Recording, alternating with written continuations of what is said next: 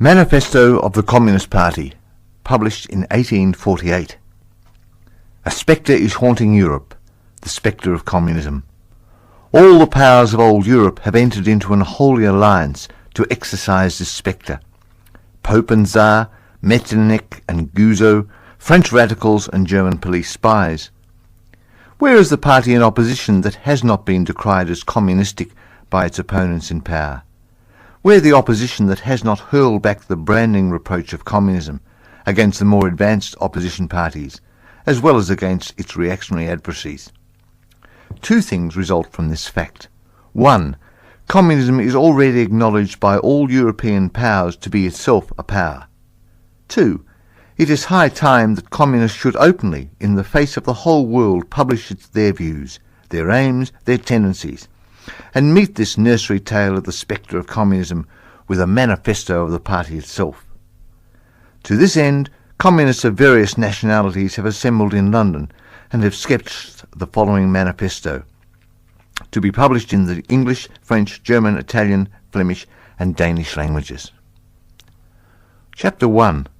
Bourgeois and Proletarians. By bourgeois is meant the class of modern capitalists, owners of the means of social production and employers of wage labour. By proletariat we mean the class of modern wage labourers who, having no means of production of their own, are reduced to selling their labour power in order to live. The history of all hitherto society is a history of class struggles.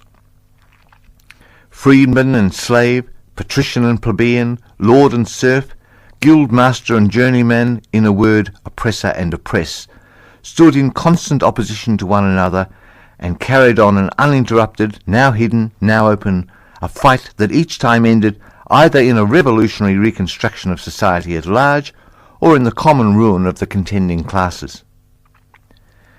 In the earlier epochs of history, we find almost everywhere a complicated arrangement of society into various orders, a manifold graduation of social rank. In ancient Rome we have patricians, knights, plebeians and slaves. In the Middle Ages, feudal lords, vassals, guild masters, journeymen, apprentices, serfs. In almost all these classes, again, subordinate graduations. The modern bourgeois society that has sprouted from the ruins of feudal society has not done away with class antagonisms. It has but established new classes, new conditions of oppression, new forms of struggle in place of the old ones. Our epoch, the epoch of the bourgeoisie, possesses, however, this distinctive feature. It has simplified the class antagonisms.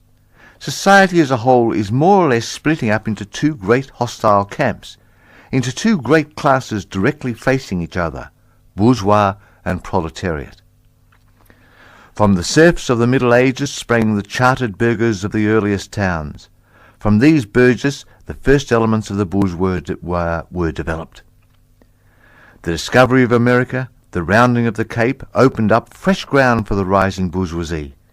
The East Indian and Chinese markets, the colonialization of America, trade with the colonies, the increase in the means of exchange and in commodities generally, gave to commerce, to navigation, to industry an impulse never before known, and thereby to the revolutionary element in the tottering feudal society a rapid development. The feudal system of industry, under which industrial production was monopolized by closed guilds, now no longer sufficed for the growing wants of the new markets. The manufacturing system took its place. The guild masters were pushed on one side by the manufacturing middle class. Divisions of labour between the different corporate guilds vanished in the face of division of labour in each single workshop. Meanwhile, the markets kept ever growing, the demand ever rising. Even manufacture no longer sufficed. Thereupon steam and machinery revolutionized industrial production. The pace of manufacture was taken by the giant modern industry, and the place of the industrial middle class by industrial millionaires, the leaders of whole industrial armies, the modern bourgeoisie.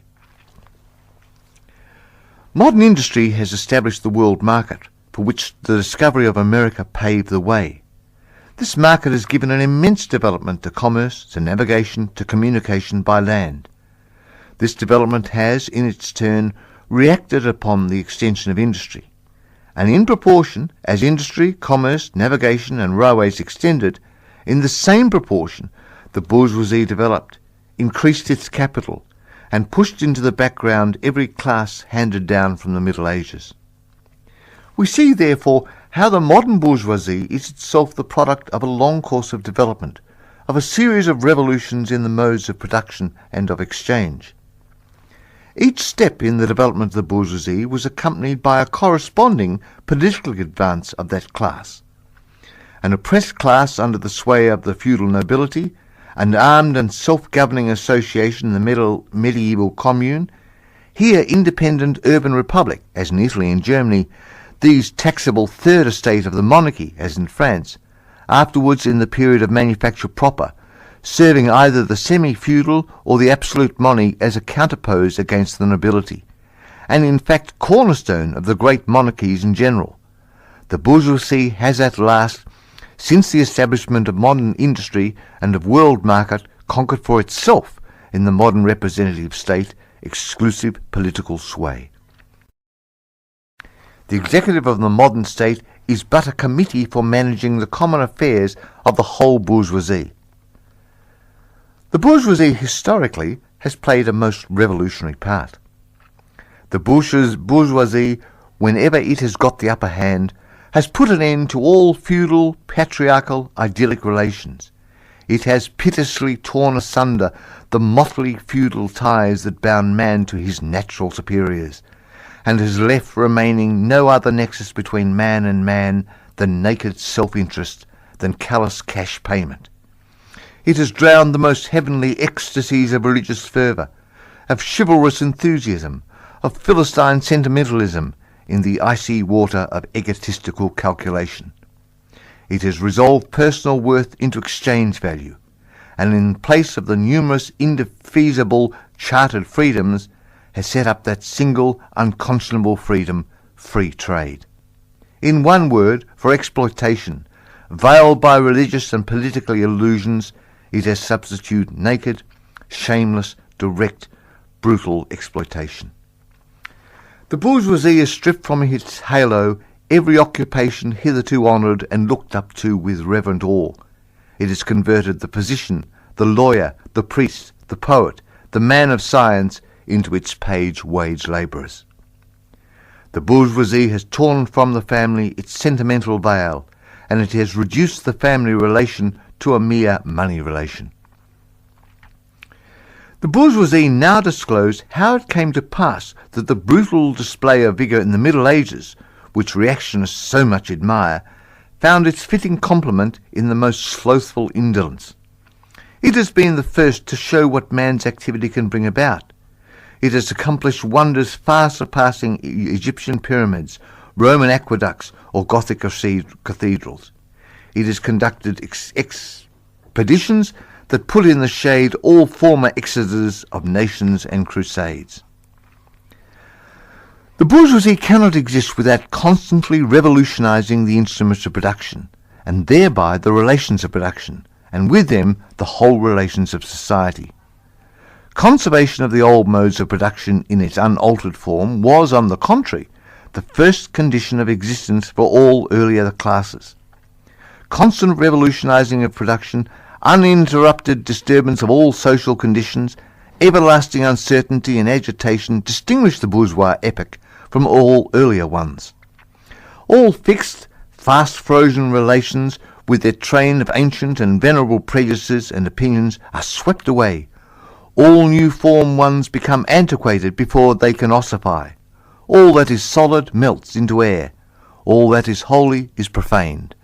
And man is at last compelled to face with sober senses his real conditions of life and his relations with his kind. The need of a constantly expanding market for its production chases the bourgeoisie over the whole surface of the globe. It must nestle everywhere, settle everywhere, establish connections everywhere. The bourgeoisie has, through its exploitation of the world market, given a cosmopolitan character to production and consumption in every country. To the great chagrin of the reactionists, It has drawn from under the feet of industry the national ground upon which it stood. All old established national industries have been destroyed or are daily being destroyed. They are dislodged by new industries, whose introduction becomes a life and death question for all civilized nations, by industries that no longer work up indigenous raw materials, but raw material drawn from the remotest zones, industries whose products are consumed not only at home, but in every quarter of the globe. In the place of the old wants satisfied by the productions of the country, we find new wants, requiring for their satisfaction the product of distant lands and climes. In the place of the old local and national seclusion and self-sufficiency, we have intercourse in every direction, universal interdependence of nations, and as in material, so in intellectual production. The intellectual creations of individual nations become common property. National one-sidedness and narrow-mindedness become more and more impossible, and from the numerous national and local literatures there arises a world literature. The bourgeoisie, by the rapid improvement of all instruments of production, by the immensely facilitated means of communication, draws all, even the most barbarian nations, into civilization. The cheap prices of its commodities are the heavy artillery with which it batters down all Chinese walls, with which it forces the barbarians' intensely obstinate hatred of foreigners to capitulate. It compels all nations on pain of extinction to adopt the bourgeois mode of production. It compels them to introduce what it calls civilization into their midst, that is, to become bourgeois themselves. In one word, it creates a world after its own image. The bourgeoisie has subjected the country to the rule of the towns. It has created enormous cities, had greatly increased the urban population as compared with the rural, and has thus rescued a considerable part of the population from the idiocy of rural life. Just as it has made the country dependent on the towns, so it has made barbarian and semi-barbarian countries dependent on the civilized ones. Nations of peasants on nations of bourgeois, the East on the West. The bourgeoisie keeps more and more doing away with the scattered state of the population, of the means of production and of property. It has agglomerated population, centralized means of production, and has concentrated property in a few hands. The necessary consequence of this was political centralization. Independent, or but loosely connected provinces with separate interests, laws, governments and systems of taxation become lumped together into one nation, with one government, one code of laws, one national class interest, one frontier and one custom tariff. The bourgeoisie, during its rule of scarce 100 years, has created more massive and more colossal productive forces than have all preceding generations together. Subjugation of nature's forces to man, machinery, application of chemistry to industry and agriculture, steam navigation, railways, electric telegraphs, clearing of whole continents for civilization, canalization of rivers, whole populations conjured out of the ground. What earlier century has even a presentment that such productive forces slumbered in the lap of social labour? We see, then, the means of production and of exchange on whose foundation the bourgeoisie built itself up were generated in feudal society. At a certain stage in the development of these means of production and of exchange, the conditions under which the feudal society produced and exchanged, the feudal organisation of agriculture and manufacturing industry, in one word, the feudal relations of property, became no longer compatible with the already developed productive forces. They became so many fetters. They had to be burst asunder. They were burst asunder. Into their place stepped free competition, accompanied by a social and political constitution, adapted to it, and by the economical and political sway of the bourgeois class. A similar movement is going on before our eyes. Modern bourgeois society, with its relations of production, of exchange and of property, a society that has conjured up such gigantic means of production and of exchange, is like the sorcerer who is no longer able to control the powers of the nether world, whom he has called up by his spells. For many a decade past, the history of industry and commerce is but a history of the revolt of the modern productive forces against modern conditions of production, against the property relations that are the conditions for the existence of the bourgeoisie and of its rule. It is enough to mention the commercial crises that by their periodic return put on its trial each time more threatening the existence of the entire bourgeois society. Into these crises a greater part not only of the existing products, but also of the previously created productive forces are periodically destroyed. In these crises there breaks out an epidemic that, in all earlier epochs, would have seemed an absurdity, the epidemic of overproduction. Society suddenly finds itself put back into a state of momentary barbarism. It appears as if a famine, a universal war of devastation, has simply cut off the supply of every means of subsistence. Industry and commerce seem to be destroyed. And why? Because there is too much civilization, too much means of subsistence, too much industry, too much commerce. The productive forces at the disposal of society no longer tend to further the development of the conditions of bourgeois property. On the contrary, they have become too powerful for these conditions, by which they are fettered, and as soon as they overcome these fetters, they bring disorder into the whole of bourgeois society, and endanger the existence of bourgeois property. The conditions of bourgeois society are too narrow to comprise the wealth created by them. And how does the bourgeoisie get over these crises? On the one hand, by enforced destruction of a mass of productive forces; on the other, by the conquest of new markets, and by the more thorough exploitation of the old ones. That is to say, by paving the way for more extensive and more destructive crises, and by diminishing the means where crises are prevented. The weapons with which the bourgeoisie felled feudalism to the ground are now turned against the bourgeoisie itself. But not only has the bourgeoisie forced the weapons that bring death to itself, it has also called into existence the men who are to wield these weapons, the modern working class, the proletarians. In proportion as the bourgeoisie, that is capital, is developed, in the same proportion is the proletariat, the modern working class, developed. A class of labourers who live only so long as they find work, and who find work only so long as their labour increases capital.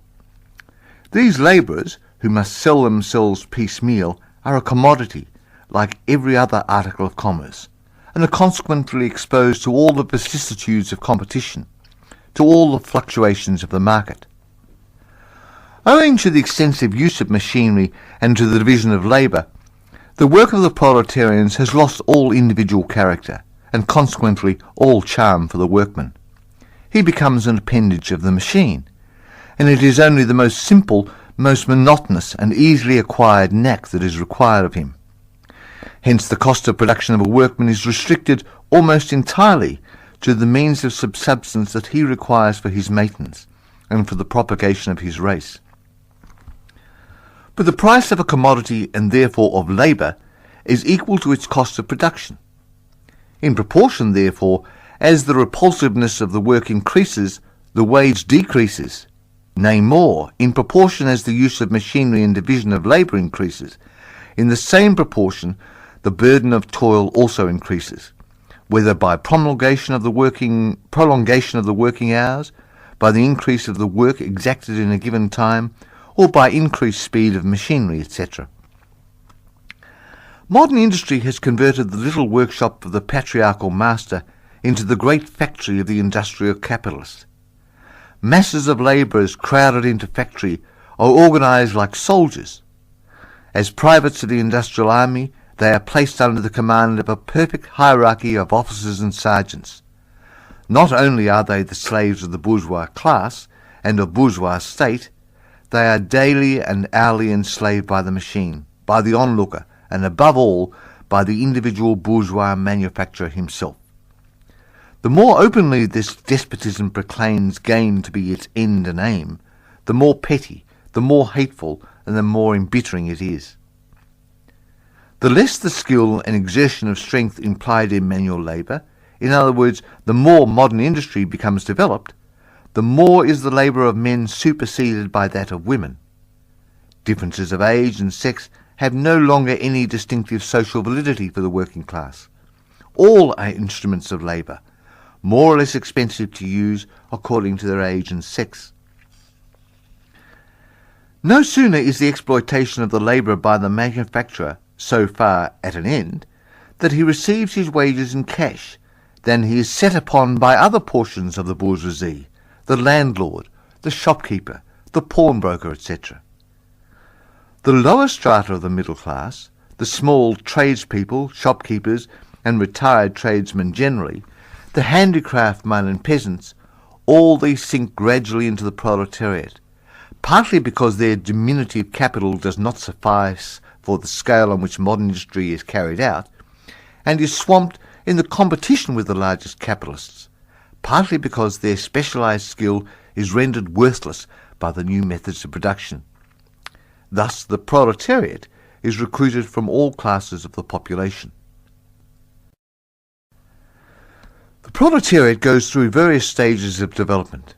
With its birth begins its struggle with the bourgeoisie.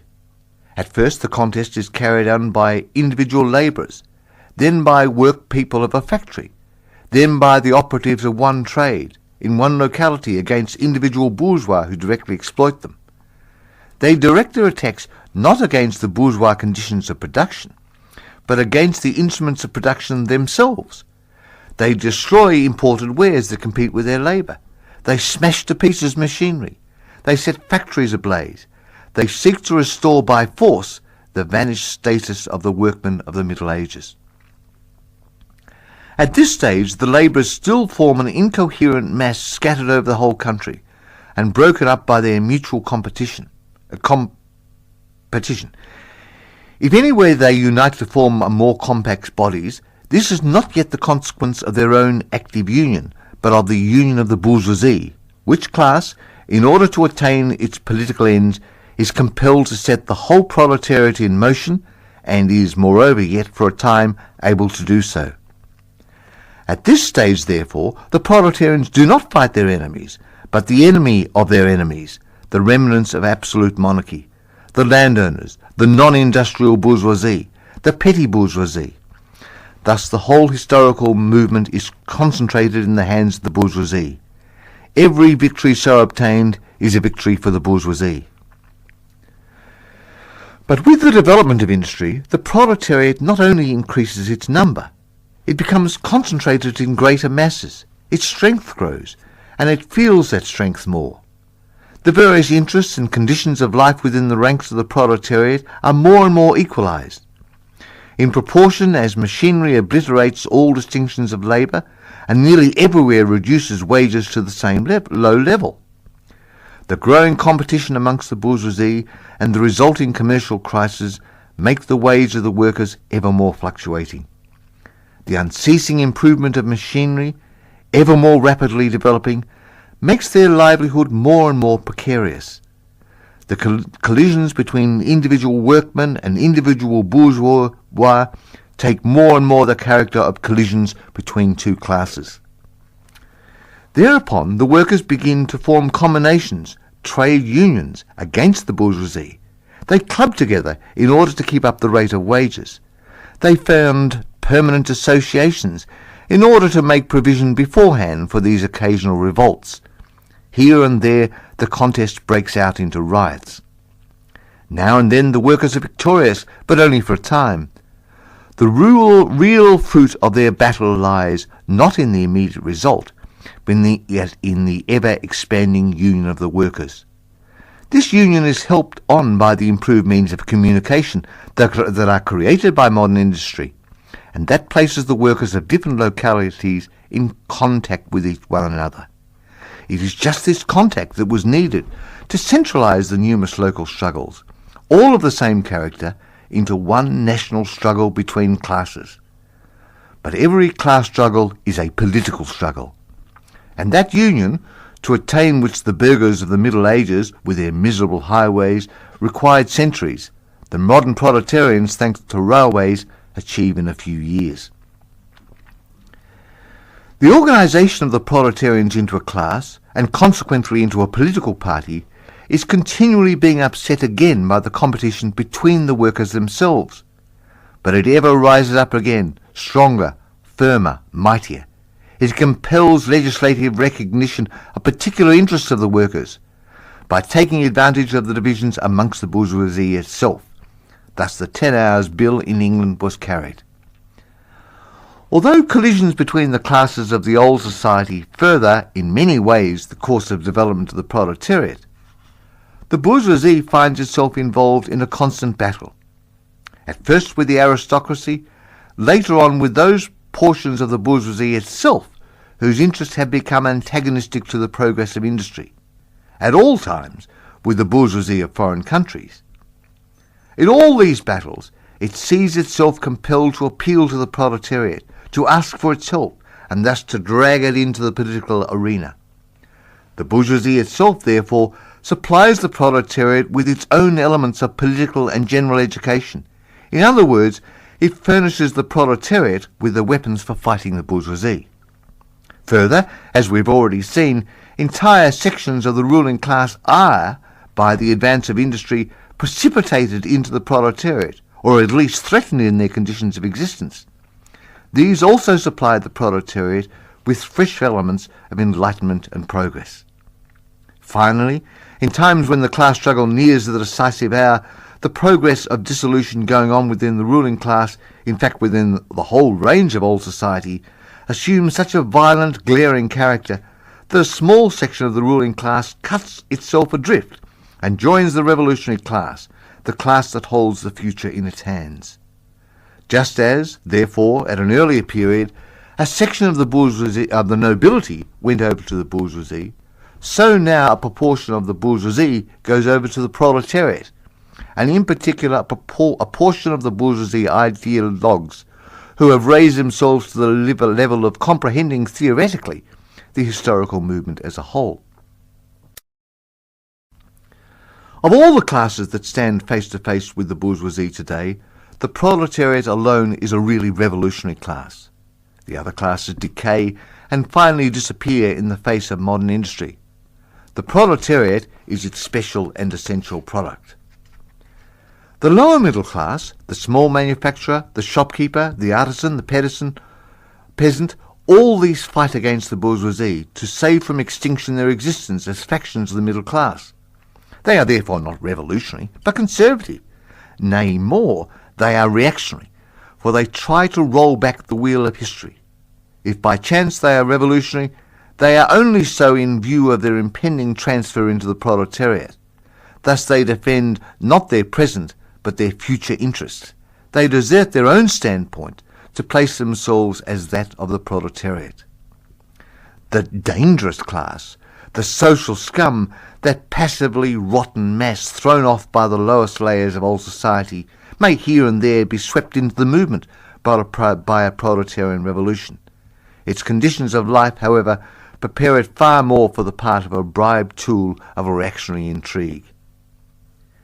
In the conditions of the proletariat, those of old society at large are already virtually swamped.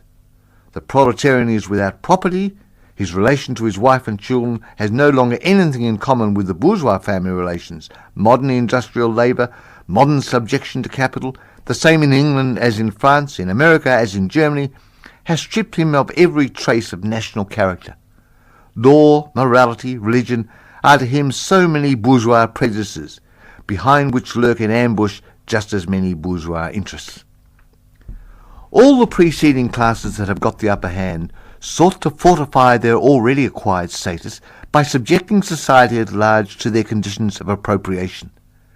The proletarians cannot become masters of the productive forces of society except by abolishing their own previous mode of appropriation, and thus also every other previous mode of appropriation. They have nothing of their own to secure and to fortify. Their mission is to destroy all previous securities for and insurances of individual property. All previous historical movements were movements of minorities, or in the interests of minorities. The proletarian movement is the self-conscious, independent movement of the immense majority, in the interests of the immense majority. The proletariat, the lower stratum of our present society, cannot stir, cannot raise itself up without the whole superincumbent strata of official society being sprung into the air. Though not in substance, yet in form, the struggle of the proletariat with the bourgeoisie is at first a national struggle. The proletariat of each country must, of course, first of all settle matters with its own bourgeoisie. In depicting the most general phases of the development of the proletariat, we trace the more or less veiled civil war raging within the existing society, up to the point where that war breaks out into open revolution, and where the violent overthrow of the bourgeoisie lays the foundation for the sway of the proletariat. Hitherto, every form of society has been based, as we have already seen, on the antagonism of oppressing and oppressed classes. But in order to oppress a class, certain conditions must be assured to it under which it can at least continue its slavish existence. The serf, in the period of serfdom, raised himself to membership in the commune, just as the petty bourgeois, under the yoke of feudalist absolutism, managed to develop into a bourgeoisie. The modern labourer, on the contrary, instead of rising with the conditions of industry, sinks deeper and deeper below the conditions of existence of his own class. He becomes a pauper, and pauperism develops more rapidly than population and wealth. And here it becomes evident that the bourgeoisie is unfit any longer to be the ruling class in society, and to impose its conditions of existence upon society as an overriding law. It is unfit to rule because it is incompetent to assure an existence to its slave within its slavery, because it cannot help letting him sink into such a state that it has to feed him instead of being fed by him. Society can no longer live under this bourgeoisie. In other words, its existence is no longer compatible with society.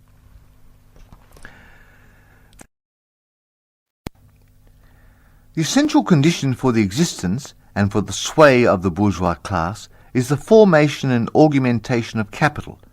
The condition for capital is wage labour. Wage labour rests exclusively on competition between the labourers.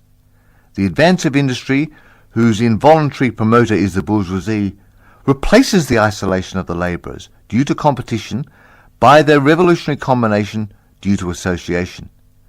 The development of modern industry therefore cuts from under its feet the very foundations upon which the bourgeoisie produces and expropriates products.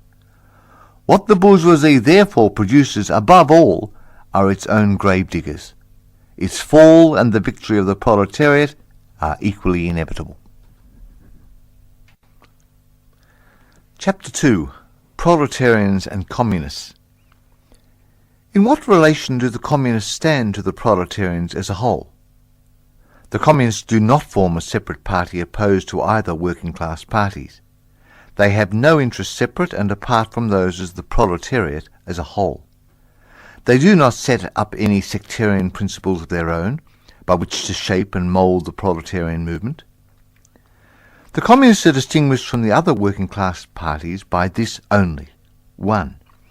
In the national struggles of the proletariat of the different countries, they point out and bring to the front the common interests of the entire proletariat, independent of all nationality. 2. In the various stages of development which the struggle of the working class against the bourgeoisie has to pass through, they always and everywhere represent the interests of the movement as a whole. The Communists, therefore, are on the one hand practically the most advanced and resolute section of the working class parties of every country, that section which pushes forward all others. On the other hand, theoretically, they have over the great mass of the proletariat the advantage of clearly understanding the line of march and conditions and the ultimate general results of the proletarian movement.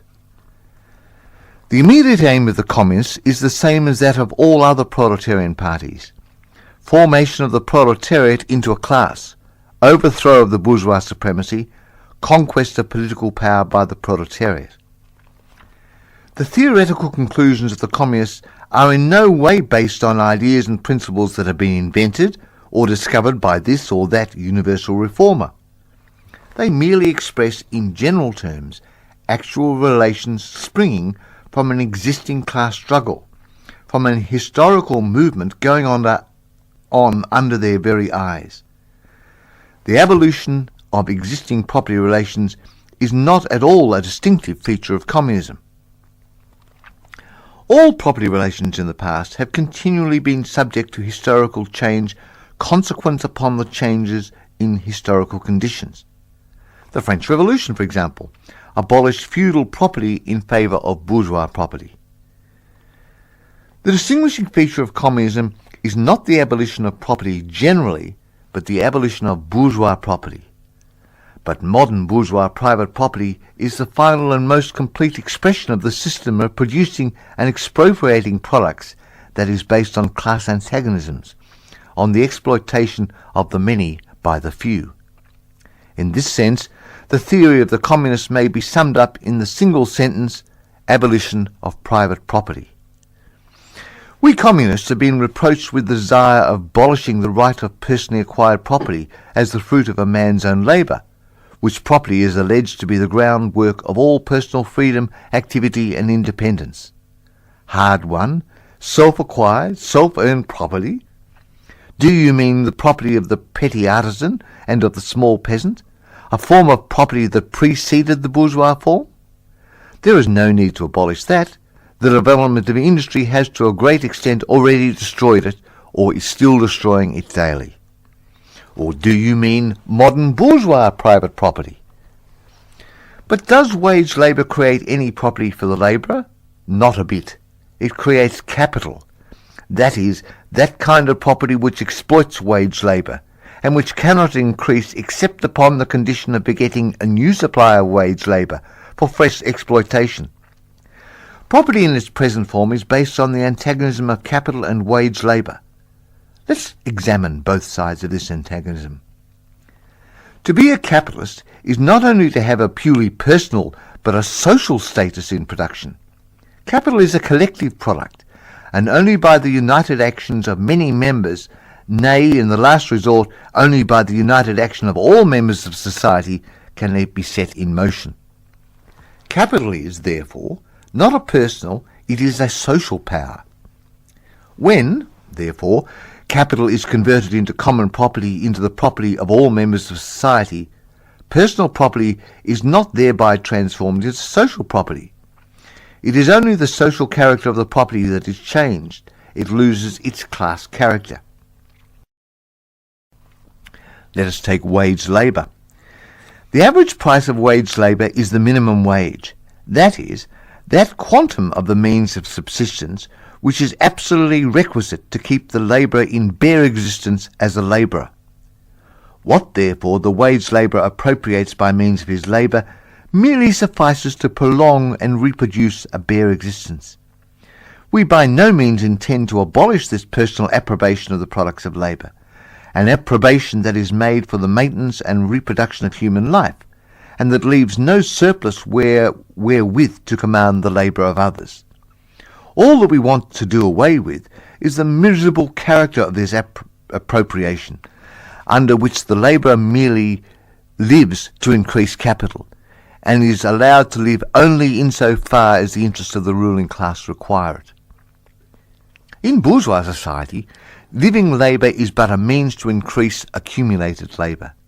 In communist society, accumulated labour is but a means to widen, to enrich, to promote the existence of the labourer.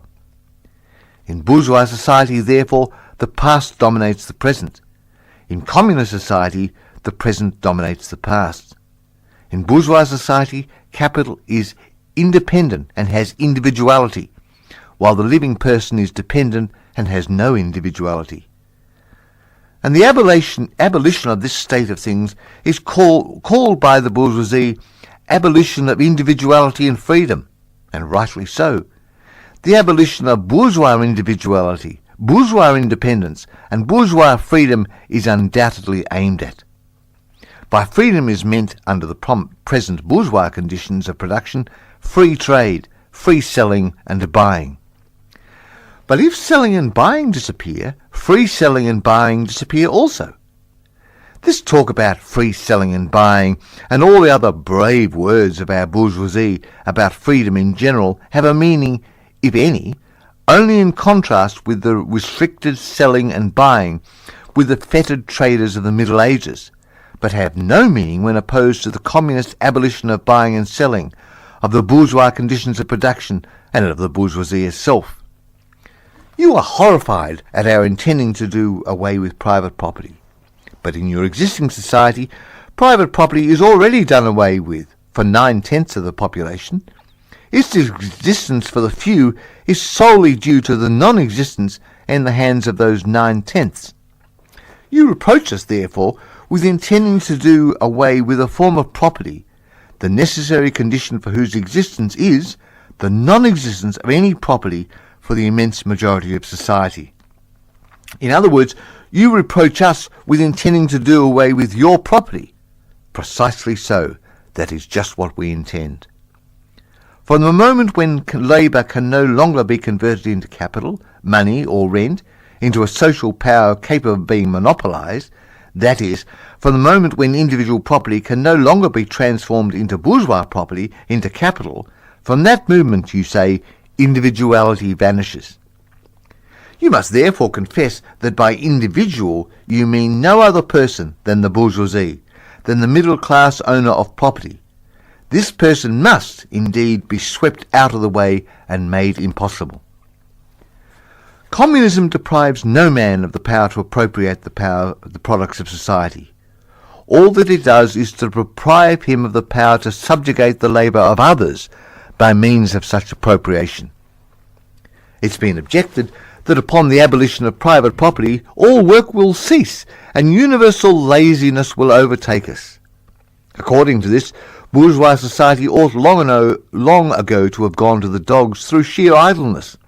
For those of its members who work acquire nothing, and those who acquire anything do not work.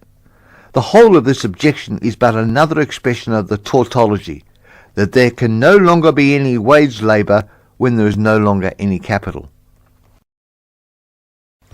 All objections urged against the communistic mode of producing and appropriating material products have in the same way been urged against the communist methods of producing and expropriating intellectual products. Just as, to the bourgeoisie, the disappearance of class property is the disappearance of production itself, so the disappearance of class culture is to him identical with the disappearance of all culture. That culture, the loss of which he laments, is for the enormous majority a mere training to act as a machine. But don't wrangle with us so long as you apply to our intended abolition of bourgeois property the standard of your bourgeois notions of freedom, culture, law, etc. Your very ideas are but the outgrowth of the conditions of your bourgeois production and bourgeois property, just as your jurisprudence is but the will of your class made into a law for all, a will whose essential character and direction are determined by the economic conditions and existence of your class. This selfish misconception that induces you to transform into eternal laws of nature and of reason the social forms springing from your present mode of production and form of property, historical relations that arise and disappear in the progress of production, this misconception you share with every ruling class that has preceded you. What you see clearly in the case of ancient property, what you admit in the case of feudal property, you are of course forbidden to admit in the case of your own bourgeois form of property. Abolition of the family, even the most radical flare-up of this infamous proposal of the communists. On what foundation is the present family, the bourgeois family, based? On capital, on private gain. In its completely developed form, this family exists only amongst the bourgeoisie. But this state of things finds its complement in the practical absence of the family amongst the proletarians and in public prostitution. The bourgeois family will vanish as a matter of course when its complement vanishes, and both will vanish with the vanishing of capital. Do you charge us with wanting to stop the exploitation of children by their parents? To this crime we plead guilty. But you will say, we destroy the most hallowed of relations when we replace home education by social. And your education? Is that not also social and determined by the social conditions under which you educate, by the intervention, direct and indirect, of society, by means of schools, etc.? The communists have not invented the intervention of society into education. They do but seek to alter the character of that intervention and to rescue education from the influence of the ruling class. The bourgeois claptrap about the family and education, about the hollowed correlation of parent and child, becomes all the more disgusting, the more, by the action of modern industry, all family ties amongst the proletarians are torn asunder, and their children transformed into simple articles of commerce and instruments of labour. But you communists would introduce community of women, screams the bourgeoisie in chorus. The bourgeoisie sees in his wife a mere instrument of production. He hears that the instruments of production are to be exploited in common, and naturally can come to no other conclusion than the lot of being common will also likewise fall to the woman. He has not even a suspicion that the real point aimed at is to do away with the status of women as mere instruments of production. For the rest, nothing is more ridiculous than the virtuous indignation of our bourgeoisie at the community of women which, they pretend, is to be openly and officially established by the communists. The communists have no need to introduce community of women. It has existed almost from time immemorial.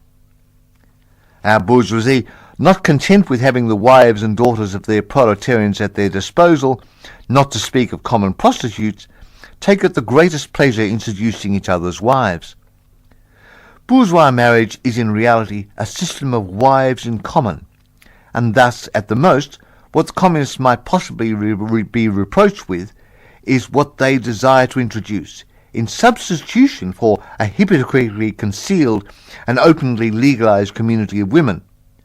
For the rest, it is self-evident that the abolition of the present system of production must bring with it the abolition of the community of women springing from that system, that is, of prostitution, both public and private.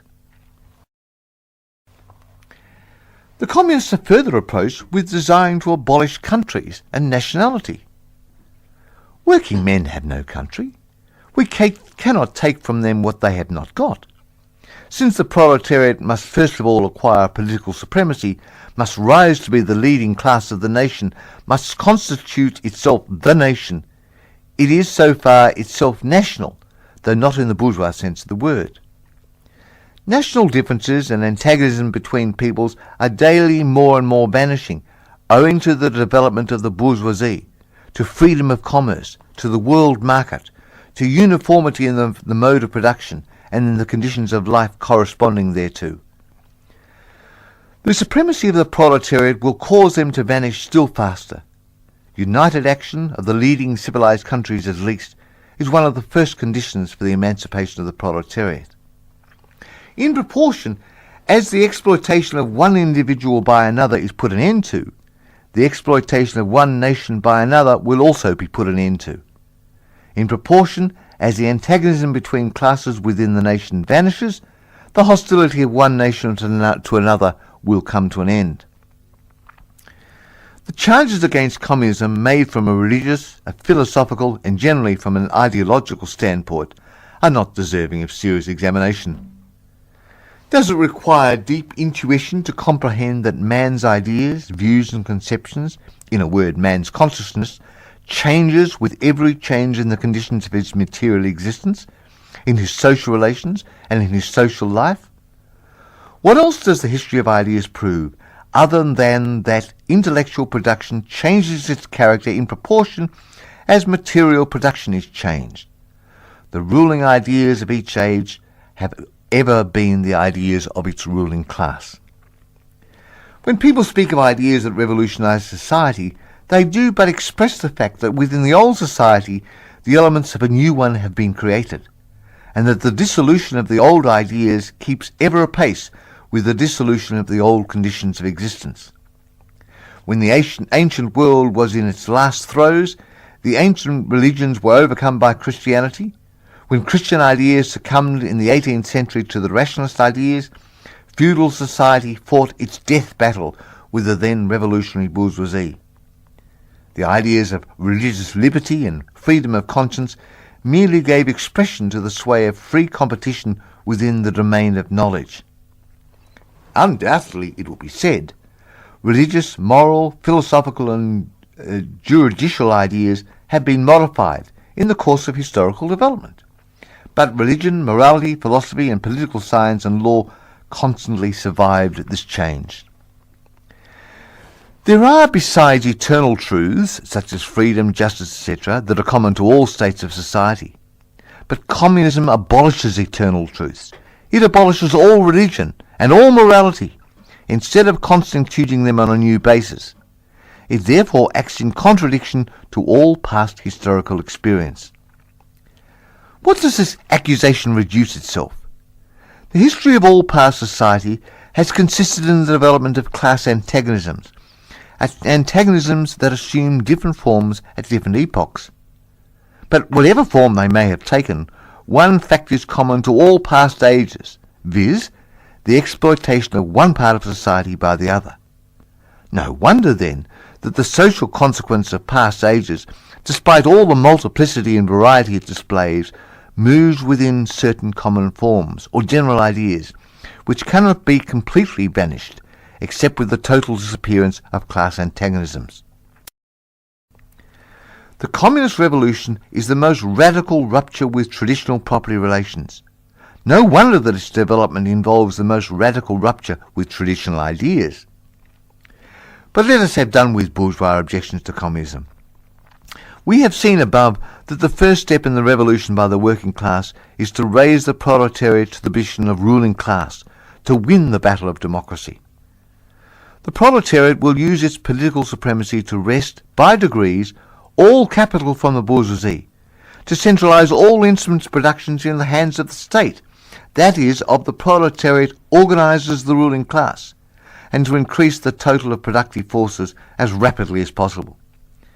Of course, in the beginning this cannot be effected except by means of despotic inroads on the rights of property, and on the conditions of bourgeois production, by means of measures, therefore, which appear economically insufficient and untenable, by which in the course of the movement outstrip themselves, necessitate further inroads upon the old social order, and are unavoidable as a means of entirely revolutionising the means of production. These measures will of course be different in different countries. Nevertheless, in the most advanced countries the following will be pretty generally applicable. 1. Abolition of property in land and application of all rents of land to public purpose. 2. A heavy progressive or graduated income tax. 3. Abolition of the right of inheritance. 4. Confiscation of the property of all emigrants and rebels. 5. Centralisation of credit in the hands of the state by means of a national bank with state capital and an exclusive monopoly. 6. Centralisation of the means of transport and communication in the hands of the state. 7. Extension of factories and instruments of productions owned by the state, the bringing into cultivation of waste lands, and the improvement of the soil generally in accordance with a common plan. 8.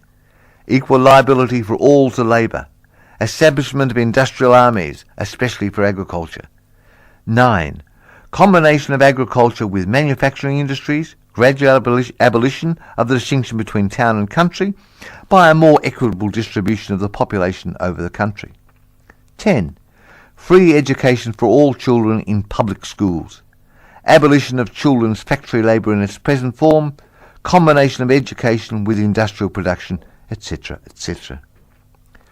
When in the course of development class distinctions have disappeared and all production has been concentrated in the hands of a vast association of the whole nation, the public power will lose its political character. Political power properly so called is merely the organised power of one class for oppressing another. If the proletariat during its contest with the bourgeoisie is compelled by the force of circumstance to organise itself as a class, if by means of revolution it makes itself the ruling class, and as such sweeps away by force the old conditions of production, then it will, along with these conditions, have swept away the conditions for the existence of class antagonisms and of classes in general, and will therefore have abolished its own supremacy as a class.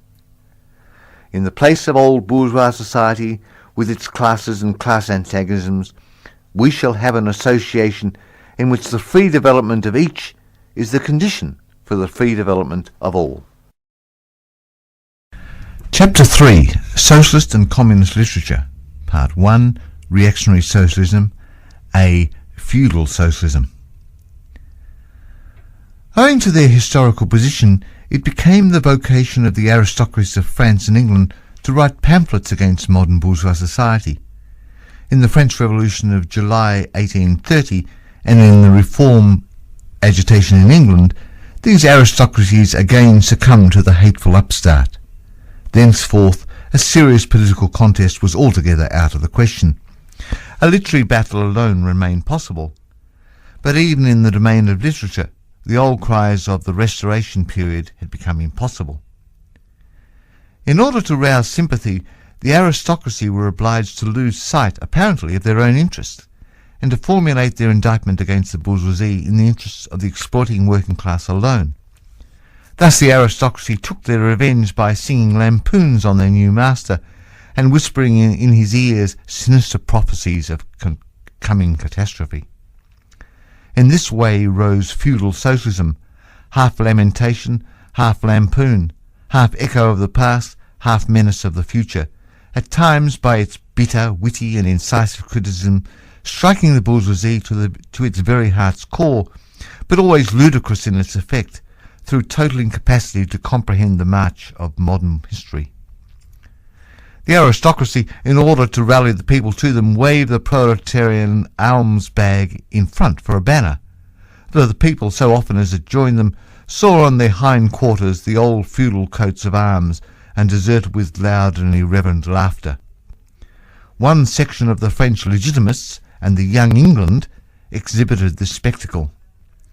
In pointing out that their mode of exploitation was different to that of the bourgeoisie, the feudalists forget that they exploited under circumstances and conditions that were quite different and that are now antiquated.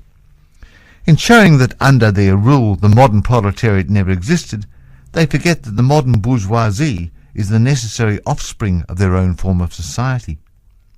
For the rest, so little do they conceal the reactionary character of their criticism that their chief accusation against the bourgeoisie amounts to this, that under the bourgeois regime a class is being developed which is designed to cut root and branch the old order of society. What they upbraid the bourgeoisie with not so much that it creates a proletariat as that it creates a revolutionary proletariat.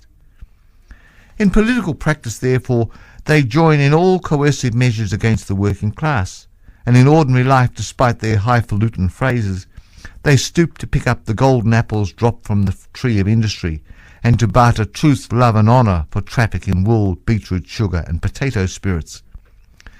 As the parson has ever gone hand in hand with the landlord, so has clerical socialism with feudal socialism. Nothing is easier than to give the Christian asceticism a socialist tinge.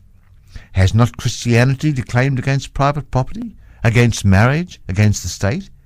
Has it not preached in the place of these charity and poverty, celibacy and mortification of the flesh, monastic life and mother church? Christian socialism is but the holy water with which the priest consecrates the heart-burnings of the aristocrat. B. Petty bourgeois socialism. The feudal aristocracy was not the only class that was ruined by the bourgeoisie, not the only class whose conditions of existence pinned and perished in the atmosphere of modern bourgeois society. The medieval burgess and the small peasant proprietors were the precursors of the modern bourgeoisie. In those countries which are but little developed, industrially and commercially, these two classes still vegetate side by side with the rising bourgeoisie. In countries where modern civilization has become fully developed, a new class of petty bourgeois has been formed, fluctuating between proletariat and bourgeoisie, and ever renewing itself as a supplementary part of bourgeois society. The individual members of this class, however, are being constantly hurled down into the proletariat by the actions of competition, and as modern industry develops, they even see the moment approaching when they will completely disappear as an independent section of modern society, to be replaced in manufacturers, agriculture and commerce by overlookers, bailiffs and shopmen. In countries like France, where the peasants constitute far more than half the population, it is natural that writers who side with the proletariat against the bourgeoisie should use, in their criticism of the bourgeois regime, the standard of the peasant and the petty bourgeois, and from the standpoint of these intermediate classes should take up the cudgels for the working class. Thus arose petty bourgeois socialism. Sismondi was the head of this school, not only in France but also in England. This school of socialism dissected with great acuteness the contradictions in the conditions of modern production. It has laid bare the hypocritical apologies of economists. It provided incontrovertibly the disastrous effects of machinery and division of labour, the concentration of capital and land in a few hands, overproduction and crisis. It pointed out that the inevitable ruin of the petty bourgeois and the peasant, the misery of the proletariat, the anarchy in production, the crying inequalities in the distribution of wealth, the industrial war of extermination between nations, the dissolution of the old moral bounds, of the old family relations, of the old nationalities. In its positive aims, however, this form of socialism aspires either to restoring the old means of production and of exchange, and with them the old property relations and the old society, or to cramping the modern means of production and of exchange within the framework of the old property relations that have been, and were bound to be, exploded by these means. In either case, it is both reactionary and utopian. Its last words are corporate guilds for manufacture, patriarchal relations in agriculture. Ultimately, when stubborn historical facts have all dispensed all intoxicating effects of self-deception, this form of socialism ended in a miserable fit of the blues.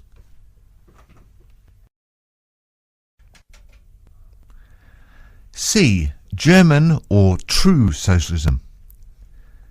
The socialist and communist literature of France, a literature that originated under the pressure of the bourgeoisie in power, and that this was the expression of the struggle against this power, was introduced in Germany at a time when the bourgeoisie in that country had begun its contest with feudal absolutism.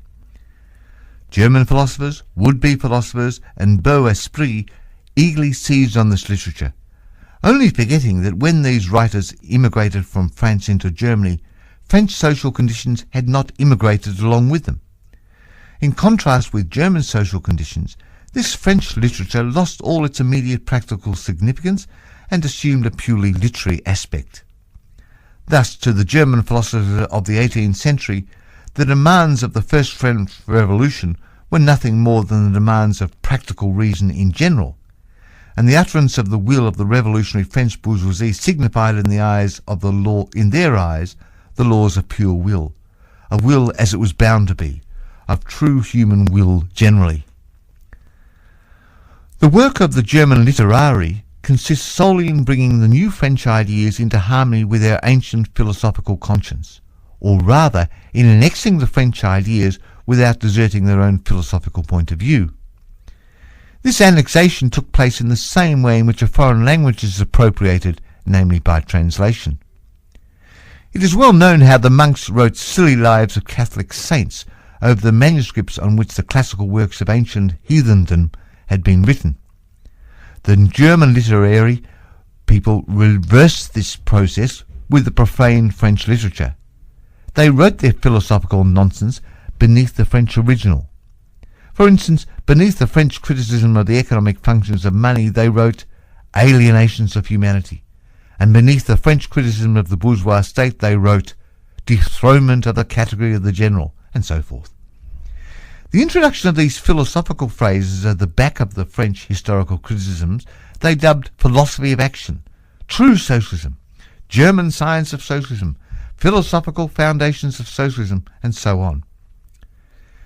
The French socialist and communist literature was thus completely emasculated, and since it ceased in the hands of the Germans to express the struggle of one class with the other, he felt conscious of having overcome French one-sidedness and of representing not true requirements, but the requirements of truth, not the interests of the proletariat, but the interests of human nature, of man in general, who belongs to no class, has no reality, who exists only in the mystical realm of philosophical fantasy.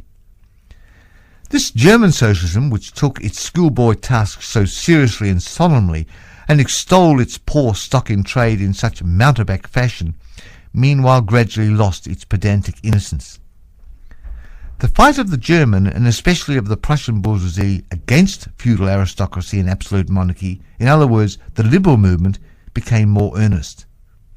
By this, the long-wished-for opportunity was offered to true socialism, of confronting the political movement with the socialist demands, of hurling the traditional anathemas against liberalism, against representative government, against bourgeois competition, bourgeois freedom of the press, bourgeois legislation, bourgeois liberty and equality, and of preaching to the masses that they had nothing to gain and everything to lose by this bourgeois movement. German socialism forgot, in the nick of time, that the French criticism, whose silly echo it was, presupposed the existence of modern bourgeois society, with its corresponding economic conditions of existence, and the political constitution adapted thereto, the very things whose attainment was the object of the pending struggle in Germany. To the absolute governments, with their following of parsons, professors, country squires and officials, it served as a welcome scarecrow against the threatening bourgeoisie. It was a sweet finish after the bitter pills of floggings and bullets with which these same governments, just at that time, doused the German working-class risings. While this true socialism served the governments as a weapon for fighting the German bourgeoisie, it at the same time directly represented a reactionary interest, the interests of the German Philistines. In Germany, the petty bourgeois class, a relic of the 16th century, and since then constantly cropping under again against in various forms, is the real social basis of the existing state of things. To preserve this class is to preserve the existing state of things in Germany. The industrial and political supremacy of the bourgeoisie threatens it with certain destruction, on the one hand, from the concentration of capital, and on the other, from the rise of a revolutionary proletariat. True socialism appears to kill these two birds with one stone. It spreads like an epidemic.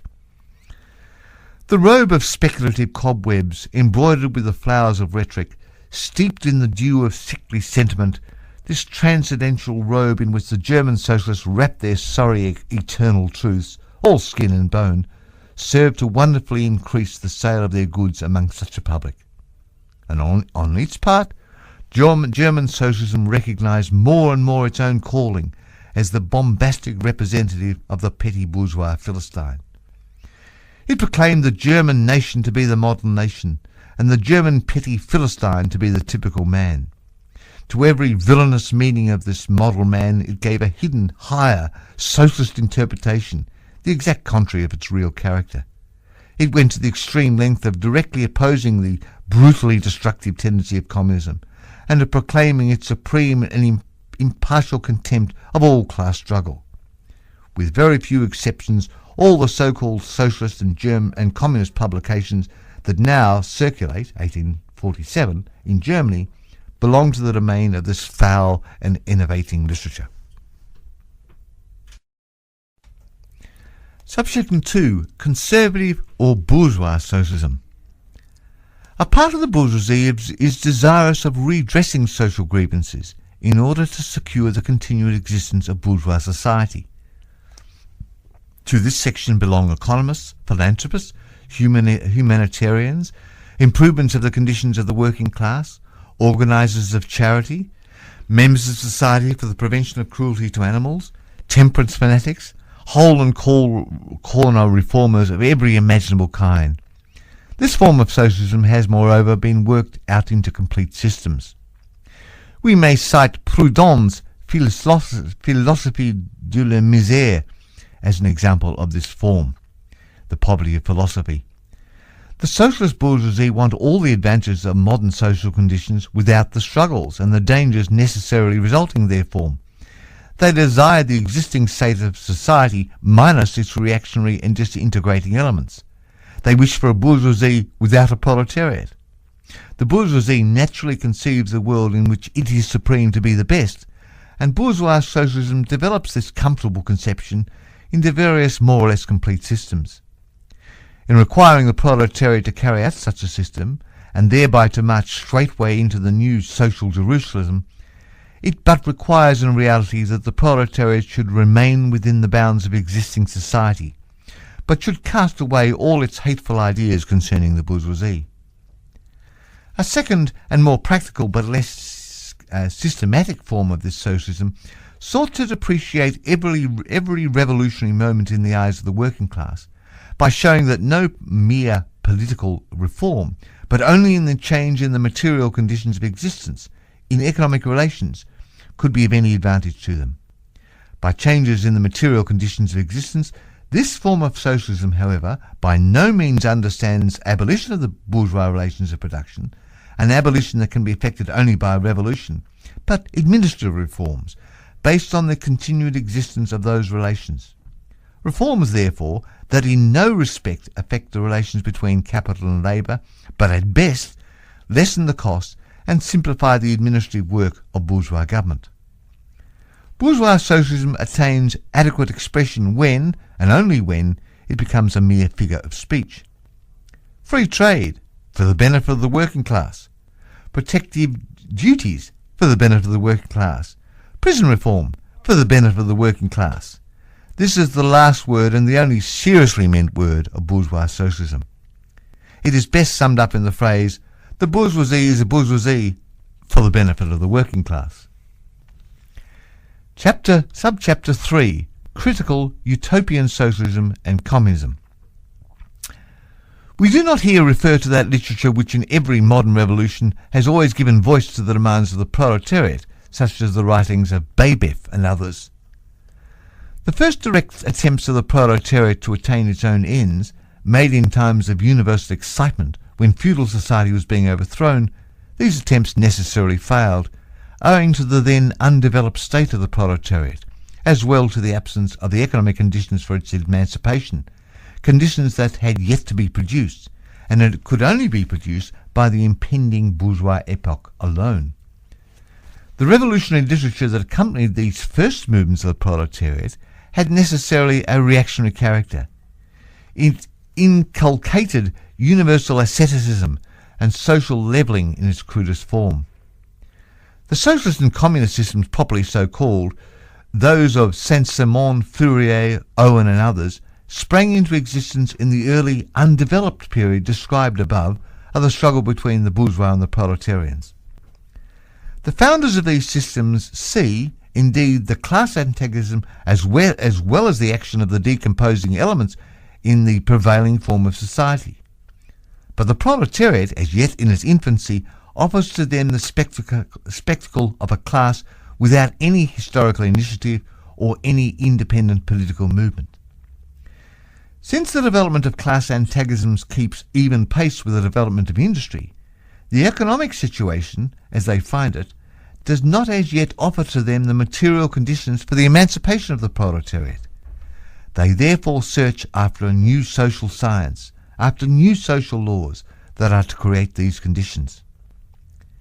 Historical action is to yield to their personal inventive action, historically created conditions of emancipation to fantastic ones, and the gradual spontaneous class organisation of the proletariat to an organisation of society specially contrived by these inventors. Future history resolves itself in their eyes into the propaganda and the practical carrying out of their social plans. In the formation of their plans, they are conscious of caring chiefly for the interests of the working class as being the most suffering class. Only from the point of view of being the most suffering class does the proletariat exist for them. The undeveloped state of the class struggle, as well as their own surroundings, causes socialists of this kind to consider themselves far superior to all class antagonisms. They want to improve the condition of every member of society, even that of the most favoured. Hence, they habitually appeal to society at large without distinction of class, nay, by preference to the ruling class. For how can people, when once they understand their system, fail to see in it the best possible plan for the possible state of society? Hence they reject all political and especially revolutionary action. They wish to attain their ends by peaceful means, and endeavour by small experiments, necessarily doomed to failure, and by the force of example, to pave the way for the new social gospel. Such fantastic pictures of future society, painted at a time when the proletariat is still in a very undeveloped state and has but a fantastic conception of its own position, correspond with the first instinctive yearnings of that class for a general reconstruction of society. But these socialist and communist publications contain also a critical element. They attack every principle of existing society. Hence they are full of the most valuable materials for the enlightenment of the working class. The practical measures proposed in them, such as the abolition of the distinction between crown and country, of the family, of the carrying on of industries for the account of private individuals, and of the wage system, the proclamation of social harmony, the conversion of the functions of the state into a mere superintendent of production, all these proposals point solely to the disappearance of class antagonisms, which were at the time only just cropping up, and which in these publications are recognised under their earliest, indistinct and under forms only. Their proposals, therefore, are of a purely utopian character.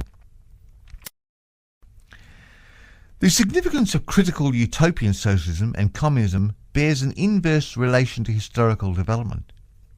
In proportion as the modern class struggle develops and takes definite shape, this fantastic standing apart from the contest, these fantastic attacks on it, lose all practical value and all theoretical justification.